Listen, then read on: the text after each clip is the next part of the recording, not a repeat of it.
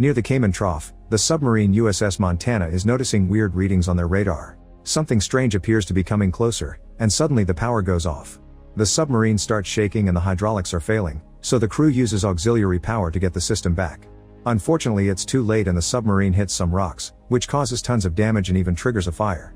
The crew loses control of the Montana and it keeps scraping against rock, making the damage worse. Water begins flooding the vessel, which is falling deeper and deeper into the ocean. A buoy is launched right before the submarine finally crashes on the seabed and the water drowns the entire crew. Moments later, Dr. Lindsay and a SEAL team arrive at a ship supervising an underwater drilling platform, which they want to use it as their base of operations to investigate what happened to the submarine. In fact, Lindsay designed the platform. Currently many of the workers are handling some submersibles, so the boss calls them in to inform them of the situation. The platform owners have agreed to help the government because they're close to the sinking spot, so the workers' new task is to search the submarine for any survivors. At first the team is skeptical, but they quickly agree when they hear of a big bonus pay. Foreman Virgil still protests because he thinks the team isn't qualified, but the boss assures him the SEAL team will come along for extra protection. While the team gets ready to start the search, a storm arrives in the area. Lindsay calls Virgil to complain about the situation, but he ignores her. It turns out they used to be married and don't get along. Claiming she knows the systems better than anyone, Lindsay decides she'll join the mission and pilots the submersible, bringing down the Navy SEALs into the underwater platform. Once they get inside, a moment is taken to depressurize and Lindsay tells the men to be careful because 1 in every 20 people can't handle it without going crazy. Coffee is dismissive, but once they get inside, he hides a shaking hand. Then Lindsay begins to inspect every corner of the platform, pointing out anything that needs care. Virgil follows her around, wondering if she came for him only to end up arguing some more. The frustration makes him throw his wedding ring in the toilet, however he immediately regrets it and puts it back on. Afterward both teams gather to discuss the plan while looking over the maps. The oil workers like to joke around and Coffee snaps at them, reminding them he's in charge. Another SEAL named Monk shows them the latest underwater breathing technology. He grabs Hibby's pet rat and drops him into a small tub of fluid. After a few seconds of anxiety, the rat can breathe normally. Eventually the divers finally descend to start searching the submarine. After making sure the area is safe, they launch the RAF, or remotely operated vehicle, which is controlled by Hippie. They also scan for radiation and don't find anything, meaning the submarine's warhead is intact. The divers enter the submarine and start searching for survivors, finding nothing but broken things at first. The hatch at the end of the corridor is stuck, so they work together to open it, and a body floats out.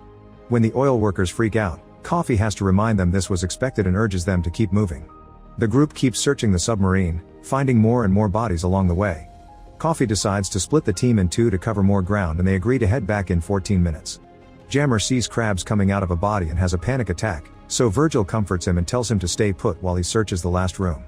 A few minutes after Virgil leaves into the other room, Jammer's lights start to fail and he can't contact Virgil on the radio. He pulls at Virgil's rope to get his attention, only for the rope to break. Suddenly a glow appears around him and he sees a strange creature floating in front of him. A terrified Jammer tries to escape, accidentally damaging his diving gear in the process. Virgil finally hears trouble and swims back to find Jammer convulsing. The others also come and notice that the diving gear is giving him too much oxygen, so they cut it off and Jammer passes out. The group then works together to move the body out. In a submersible, Lindsay also loses the lights and sees the same strange creature swim by very quickly. After it's gone, the lights return to normal and Lindsay is called to pick up the team. Minutes later the team is back on the platform and the SEAL medic confirms Hammer is in a coma, so they don't know when he'll wake up. Since there's nothing on the cameras, Virgil thinks that whatever Hammer saw was a hallucination caused by the oxygen issue, but Lindsay swears she saw something too. Coffee reports to his boss, who tells the SEAL team to recover the warhead in secret. Meanwhile the oil workers watch the news and learn the Russians are being blamed for the sunk submarine. At that moment the oil workers discover that Coffee and his men are leaving in one of the submersibles without permission, ignoring Virgil when he yells at them about the potential dangers. On the surface, the storm gets worse and it's discovered there's a hurricane coming. The oil workers in the ship want to evacuate, but they can't do it while the SEALs are out there exploring. In the submarine, Coffee and his men are carefully going through the different steps to free the warhead. As soon as they're done they bring it into the underwater platform, and Lisa goes out in a submersible to secure the rig because the storm is causing the whole structure to shake too much. It's taking her a few tries, and in the ship the workers notices the rig is swinging out of position. Underwater, the rig begins sliding on the seabed, pushing Lisa's submersible out of the way. Virgil tries calling the people above but the worker in the crane can't get any messages. Suddenly the rig gets stuck and the crane swings again, breaking through the glass before it breaks and collapses. As the crane sinks into the ocean with the worker in it, Virgil's team is warned about it so they can run to safety. Part of the crane hits Lisa's submersible, but she manages to move away before it can cause damage. The crane lands next to the underwater platform and for a second everyone is relieved, but then it continues to slide and falls over a trench. Since it's still connected, the platform gets dragged as well. The electrical connections begin to spark inside and start a fire while everyone tries to hide, only to learn the drill room is flooding. Soon more sparks trigger even more fires and a hatch door blows up, hitting and hurting Monk. Lindsay puts on a mask to go down and fight the flames with an extinguisher. Hippie runs to the drill room with his rat protected in a bag, closing the door to seal the room. He tries to stop the moving submersible to no avail, so he leaves the room, dropping his rat in the process. The little guy is about to get crushed, but Hippie jumps in and grabs him, moving out of the way right before the submersible crashes against the exit. Then it falls back into the pool, crushing a man underwater. At that moment the platform stops on the edge of the trench in a very flimsy position. A huge amount of water bursts in and a few workers try to run away, however the doors automatically close and cause the workers to drown inside. Virgil rushes to another door that is also closing, but it's too late and more of his friends die in the flood. The water comes for him next, so he runs to the following door and puts his fingers in before it closes.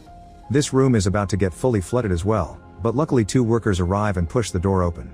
Then Virgil and his friends run into the following room, closing the door behind them before the water can follow them. Afterward the few survivors gather in the main area. The SEALs take care of Monk's wounds while the oil workers try to use the radio, but it isn't working. Lindsay checks the generator and explains there isn't enough energy for the heaters, so in a few hours the platform will become a fridge. They have around 12 hours of oxygen left, and since the storm is probably going to last longer than that, the chances of rescue are low. Remembering there are some oxygen tanks in the wrecked module, Lindsay suits up and heads out to find them, with Hippie sending the ROF behind her. Eventually she finds the tanks near the edge of the trench. As she works on getting them out of the module, the connection starts failing and Hippie loses contact with the ROF. Lindsay loses the lights again and suddenly the strange creature appears near her. She watches in as the little creature floats away, only to bring out a big glowing thing. This time Lindsay gets to touch it before it swims away. She grabs the ROF's camera and takes pictures as the little creature follows the big one out. When she returns to the platform, everyone takes a look at the picture, which is a pink blur. Lindsay tells them the creature is definitely not human, but it's intelligent, possible even alien. Most of the workers get excited, but Virgil scolds her, saying she's creating hysteria over something that may not be real. In the meantime, the SEALs are working on the warhead, which is seen by Hippie when he uses ROF to spy on them. He immediately informs Virgil and Lindsay, who furiously runs to the SEALs' room and hits the door with an extinguisher until they open it.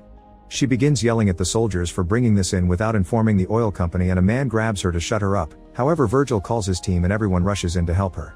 After the oil workers are gone, Coffee reveals he has a gun and says they can't trust anyone, showing signs of growing delirium. Afterward, Lindsay discusses with Hippie the possibility of sending the ROF out to find proof of the creature, hoping to prove it's not the Russians attacking.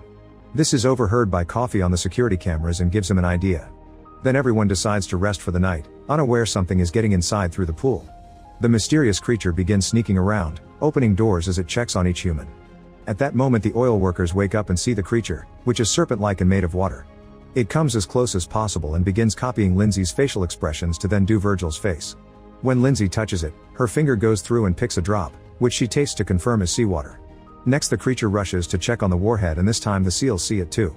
Coffee closes a door and cuts the creature in two, with the end half falling into the poodle while the main bodies goes back into the pool to leave. Afterward the group discusses what they saw, and Lindsay theorizes the creature can control water and made the serpent, which Hippie thinks was the alien's version of a ROF. While Coffee listens to all this, he uses a knife under the table to deal with his anxiety. Suddenly he runs out of the room and his friend follows him, only to find him putting together his weapon. Coffee grabs him as he says they must protect the world from an alien attack and gives him the gun. Moments later Hippie discovers a soldier attaching the warhead to one of the ROFs to send it after the creature. When he tries to step back, an armed Coffee blocks him and drags him back to the main room. Coffee and his partner keep the oil workers at bay by pointing their guns at them. Then Coffee brings Monk out of the infirmary while Hippie tells the others about the warhead and the ROF.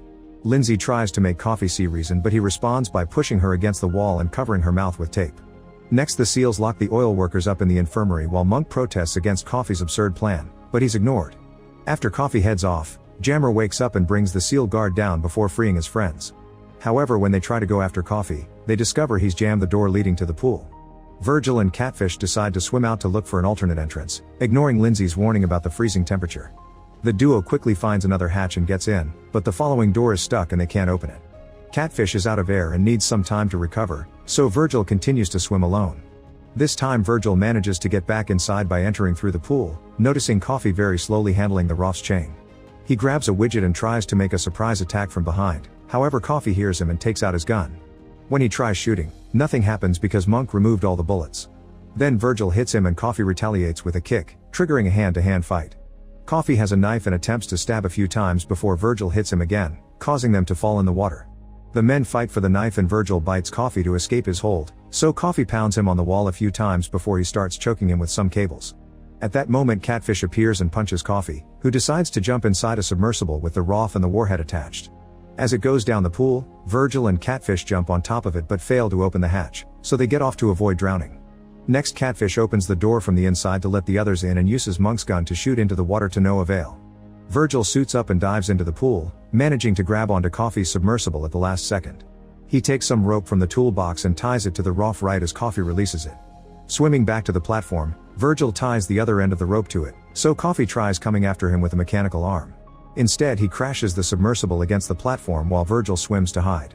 A chase ensues until Lindsay appears in another submersible and crashes against Coffee's, making it catch on fire. While he's busy using the extinguisher to put the flames out, Virgil gets inside Lindsay's submersible. The ROF is still pulling and the rope comes loose from the platform, so the couple tries to grab it. At that moment Coffee hits them with his submersible and they lose the rope, so the ROF floats away into the trench. Next Coffee begins crashing against Lindsay's submersible over and over with his own, so Lindsay hits some rocks on purpose to make them fall on top of Coffee's vehicle.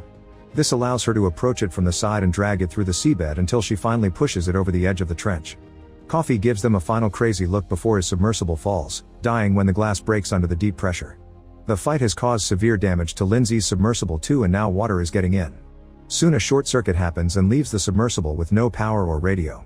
The couple starts arguing over the diving suit, thinking the other should get to swim out. Lindsay points out that Virgil is a better swimmer, so she should carry her out. She'll pass out under hypothermia but he'll be fast enough to revive her in minutes. Seeing no other choice, Virgil agrees with a kiss before putting on his helmet. Lindsay panics before going underwater, immediately passing out. Virgil cries out before he starts swimming, using the suit's radio to tell the others to get emergency kit ready. As soon as he makes it through the pool, the entire team surrounds Lindsay's body and starts working on waking her up. Defibrillation doesn't do anything and Virgil desperately starts using CPR. After several minutes the others give up, however Virgil keeps going and even slaps her as he yells at her. This finally wakes her up and everyone celebrates. Now they need to do something about the warhead. The team puts Virgil inside a special suit and gives him special contacts to protect his eyes since he'll be using Monk's breathable liquid to go out. When they close the helmet and the liquid starts filling it, Virgil's body reacts very violently, but soon it gets used to it and he can breathe. After testing the suit's keyboard for messages, Virgil dives into the pool. With a ROF in hand, Virgil jumps into the trench and sees all the things that fell there earlier. As he falls more deeply, his hands start shaking and he informs the others, so Lindsay keeps on talking to him on the radio to keep him sane. As Virgil's messages become gibberish, the ROF's lights blow up. The shockwave pushes Virgil down faster and he uses a flare to try to stay orientated. Lindsay continues to talk to him and for a moment she thinks they lost him, but eventually a message arrives saying he's made it. Virgil is now surrounded by a mysterious light that allows him to find the warhead, and Monk starts instructing him on how to disarm it. Very carefully, Virgil cuts the wires, and thankfully nothing explodes.